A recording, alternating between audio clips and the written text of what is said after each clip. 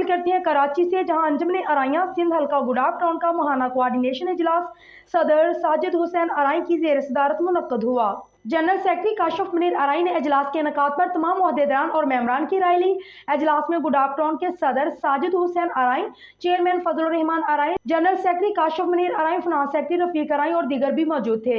اجلاس میں ہاشمی آئی ہسپتال کے تعاون سے ماہ اگست کے اختتام پر میڈیکل کیمپ لگوانے پر اتفاق کیا گیا، جس کے 50,000 تک کے اخراجات انجمن ارائیاں گڈاف ٹاؤن انتظامیہ برداشت کرے گی۔ اس موقع پر انسانی کی فلاح و بہبود اور ارائیں برادری کی یکجہتی اور سرگرمیوں کو مزید بہتر اور تیز کرنے سمیت درپیش مسائل کو ترجیحی بنیادوں پر حل کرنے پر اتفاق ہوا۔ صدر ساجد حسین ارائیں کا کہنا تھا کہ انجمن ارائیاں سندھ کے صدر افتخار احمد ارائیں دردمند انسانیت کی فلاح و بہبود اور ارائیں برادری کی یکجہتی کا جو عزم لیے کوشاں ہیں، ہم ان کے ساتھ ہیں اور ان کی سربراہی میں فلاحی اور رفاہی سرگرمیوں کو بہتر بناتے ہوئے ارائیں برادری کو ایک پلیٹ فارم پر اکٹھا کریں گے۔